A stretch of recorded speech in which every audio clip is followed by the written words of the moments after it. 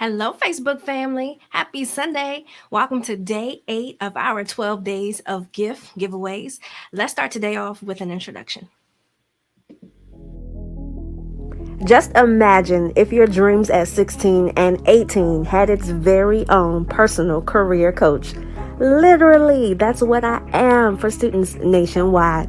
I'm Lanita Hostin, and parents, godparents, aunts, and uncles, they hire me to coach their most prized possessions, typically in the form of high school students, on how to identify and go after their dream career. So I'm excited that you're joining me today for my 12 days of giveaways. If you are a parent or a member of a student's tribe, you're in the right place. I got some goodies for you. Let's get started. Hey, so listen, tonight's conversation, I'm excited to talk about because this is some of the things that I get the privilege to teach families and students when they're looking about or thinking about when deciding on a school. And so a lot of our students have, they fall in love with the university or college before they potentially meet it. And so my goal today is just to provide some practical ways in which students and their parents can evaluate the school that they're selecting. And I know this is about the time where students are submitting their applications, and they'll soon be waiting for responses on their selection processes.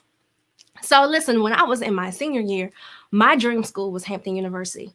And I wanted to go because my favorite teacher, who I love, she went there and she would often brag. I went to the original HU. She wore the sweatshirt. She was very polished and I really liked her. So that's the shallow reason why I wanted to go to Hampton University.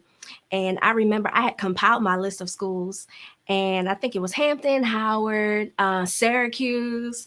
Bowie was on there like as the last resort, and that was basically my list. And I remember going to my mom, and I had already applied to the schools. And she said, this is cool, but none of these. No, she said, this is cool, but you're going to an in-state school just due to money. So find some schools that's in state and reapply. And I was hot because my mind, like most students, was already made up on me being on Hampton's campus. And so I went back to the drawing board, and Towson University came up in my search, and I ended up applying. And I had a great time. I don't regret any bit of my collegiate experience. But I say that to say is that students fall in love with the perception of something before they understand its reality. And when we talk about evaluating the concept or the investment of school, we really have to look at the totality of the investment. We don't just buy things or invest in things because it make us, well, I will hope that we wouldn't, if money is limited, that we would invest in things that we can make a clear, conceptual, like rational decision on it being or yielding somewhat of a return. And so when I educate students and parents about finding the best fit school, the first thing that really matters is cost. Now, this conversation of cost does not matter if your family has set aside money, like your parents had a 529 savings plan, or they're pulling money from their investment accounts to send you to school to pay out of pocket. Cool, then skip this step. Same thing applies if you have an uncertain or you have an uncommon financial circumstance and you qualify for a lot of grants and assistance. Okay, skip this step. But if you don't oblige to any of those two categories, I really do think that cost should be the first factor. And this, I'm gonna read this to you simply. This is exactly what's going to be in today's gift, and you'll see it. But is the degree you're pursuing worth the cost of out-of-state tuition? Like, that's the question that I will want students to ask. And you really wouldn't know that without doing your research. And if you're not sure how to weigh the value, what I say is, here's the qualifier. What is the likelihood that you'll be eligible for employment upon completion of the degree? And if you're not going the traditional job route, what is the likelihood that you could apply the skill set that you learn for the cost that it costs to yield some type of monetization, or just to be frank, money?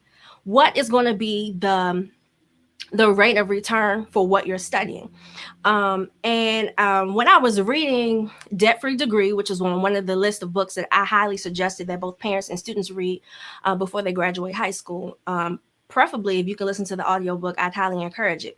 But if you understood the percentage of students who obtain the degree who obtained a degree and actually utilize it and uh, um, occurred out of state student tuition fees. And so there's a gamut of things that you have to think about when you're attending school out of state, such as some of the costs that we can't even foresee because you're living out of state, like where will you store your things during winter breaks? If there's a family emergency, are you able to come home during holiday seasons? Is your family able to financially afford to get you back and forth? And if you have questions about those things, what is your plan to help and assist with those costs? Do you plan to work? So those are just some questions that I want students to think about. And I know that there's this, some students, they fall in love with the idea of being away from home. And listen, I fell in love with the idea too.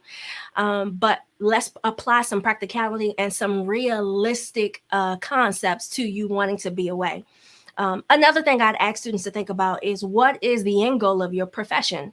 If it's your desire to get an advanced degree, like you have to get your master's to practice the thing that you're pursuing, or you have to get your doctorate to be like to practice the thing that you're pursuing, then I really would encourage you to stay in state so you can keep your costs down on your bachelor's degree and apply the bulk of maybe the costs if you are unable to get a paid opportunity, but you can apply the bulk of it to your advanced degrees.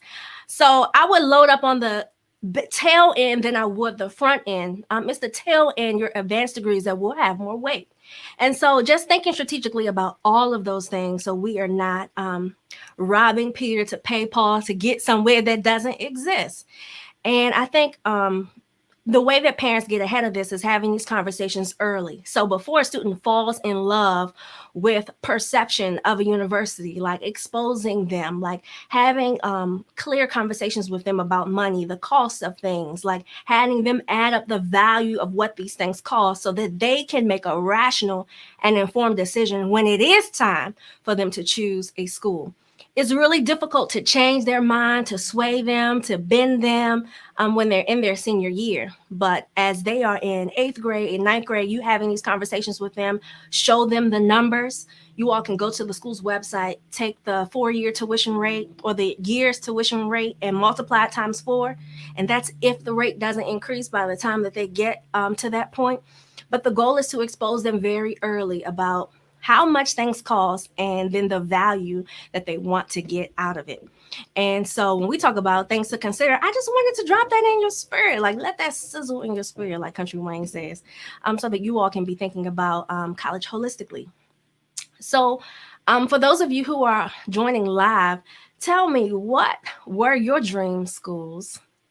If school was a thing for you, if it was a goal of yours, what were some of the schools on your dream list? Hey, Kiara, what were some of the schools on your list that you were considering? And while you do that, tonight I'm going to drop the GIF in the comments.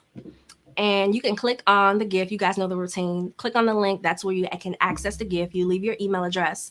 And if you've been with us for the last 8 days, yes, you will have to submit your email address, but we will not add you twice to our subscription list. And so there's your GIF there. And yeah, just curious. I wanted y'all to share your dream schools. If you happen to catch the replay, make sure you let me know.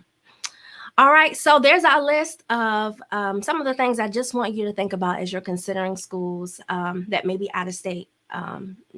We got a lot of, if you don't have a lot of in-state schools that you like, then we got to chat.